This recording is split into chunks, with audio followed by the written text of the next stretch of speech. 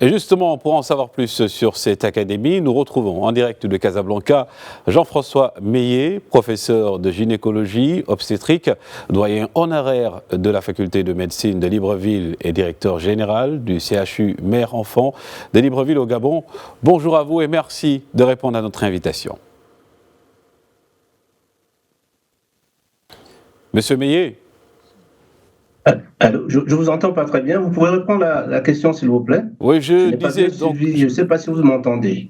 Oui, donc je disais que c'était concernant bien évidemment cette inauguration à Dakhla de cette académie plutôt de santé africaine à laquelle vous avez donc assisté hier au lancement de cette académie de sciences et de la santé par la Fondation Mohamed VI des sciences de la santé.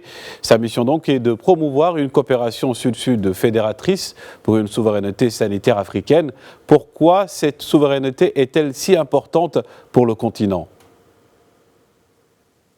Je voudrais d'abord vous remercier. Je tiens à remercier la Fondation Mohamed VI qui nous a invités et tous les organisateurs. Je voudrais vous dire que la souveraineté dont nous parlions, vous savez que lorsqu'on parle de la santé, c'est notre première richesse. Tout être humain, la santé, c'est la première richesse. Et l'accès aux soins de santé est notre première liberté.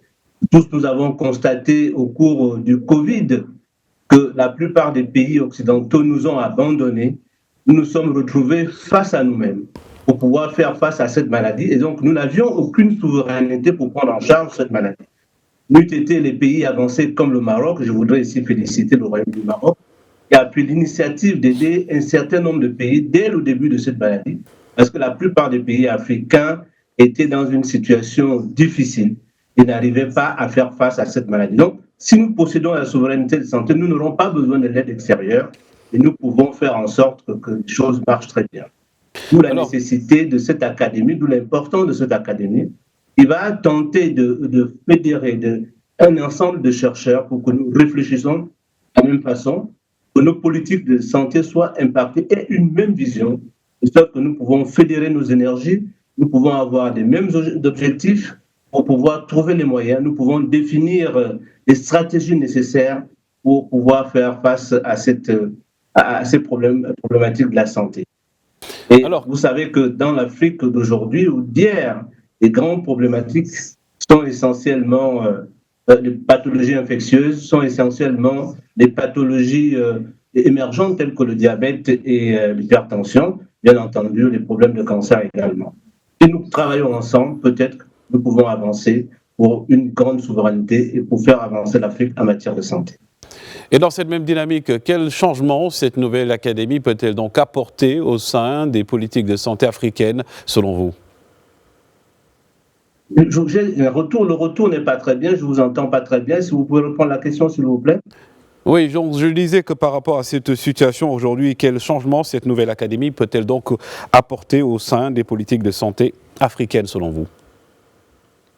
Alors, sur les politiques de santé, comme je le disais, l'académie va permettre d'impacter sur une réflexion commune. Ça nous permettrait justement de définir nos stratégies, d'avoir une même vision pour la santé et peut-être de fédérer sur la recherche des moyens, sur la recherche des objectifs, la définition des objectifs communs, la recherche des moyens financiers et surtout faire des recherches ensemble, cela en obligeant chaque pays à atteindre les mêmes objectifs que nous aurons définis auparavant. Et c'est ce qui va impacter un peu sur les politiques de santé. Vous en parlez tout de suite donc par rapport aux recherches. Donc aujourd'hui, le développement de la recherche et de l'innovation scientifique sont au cœur de la mission de cette académie. C'est un vecteur névralgique pour le progrès en matière de santé, comme vous l'avez souligné concrètement aussi. Quels pourraient être les projets engagés sur ce point? Alors, les projets seront sur les problématiques de l'Afrique. Vous savez que l'Afrique a des problématiques spécifiques, essentiellement sur les maladies infectieuses transmissibles, sur les maladies émergentes, sur les problèmes de la mère et de l'enfant. Vous savez que nous avons encore un grand taux de mortalité maternelle dans le pays africain, sur les problèmes de cancérologie.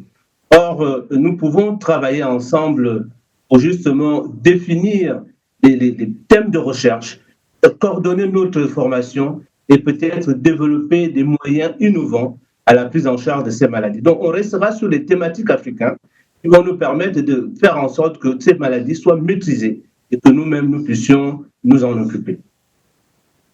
L'échange d'expertise dans le cadre de la coopération Sud-Sud est la vocation de cette académie. Quelles sont, dans ce cadre, les expériences à même d'être échangées entre le Maroc et les autres pays africains frères? Mais vous savez que ce qui est important pour cette académie, c'est surtout parce que ça a été initié par le Maroc. Et comme nous le savons tous, le Maroc a déjà une longueur d'avance sur un certain nombre d'innovations en matière diagnostique, par exemple. Vous savez que le Kinshasa, par exemple, travaille beaucoup sur les problématiques des maladies infectieuses, sur les plateformes marocaines qui permettent de développer le diagnostic. Nous avons aujourd'hui sur tout le problème de la vaccination. Le Maroc a développé des usines de vaccination qui nous permettent au niveau de l'Afrique de travailler ensemble, de coopérer et d'avancer en matière de vaccination, aussi bien sur les maladies infectieuses que sur le paludisme. Et comme vous le savez aussi, sur les médicaments, le Maroc a développé un certain nombre de plateformes de fabrication de médicaments. Par rapport aux pathologies africaines, nous pouvons utiliser ces plateformes pour développer ces médicaments et pouvoir prendre en charge nos patients. En tant que doyen honoraire de la faculté de médecine de Libreville, pouvez-vous également nous parler du partenariat et de la coopération entre le Maroc et le Gabon en matière sanitaire? Alors, vous savez que le Gabon et le Maroc, c'est une vieille relation qui est soutenue au plus haut niveau de nos dirigeants, entre le roi et le président du Gabon depuis des années. Et nous avions donc une coopération ancienne portant sur la santé, essentiellement en matière de formation. Un grand nombre de nos médecins ont été formés au Maroc et en matière d'échange des enseignants, nous avons des enseignants qui viennent travailler ici, mais surtout nous avons beaucoup d'enseignants marocains qui viennent travailler avec nous dans le cadre de ce développement de personnel de santé.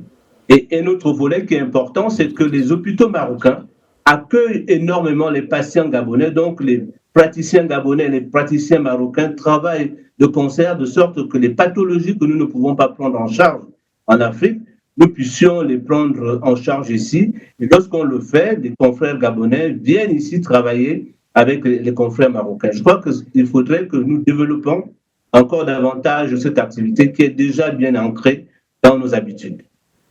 François Meillet, merci. Je rappelle donc que vous êtes professeur de gynécologie obstétrique, doyen également honoraire de la faculté de médecine de Libreville et directeur général du CHU Mère-Enfant de Libreville-Gabon. Et vous avez assisté bien évidemment à l'inauguration de cette académie de santé africaine.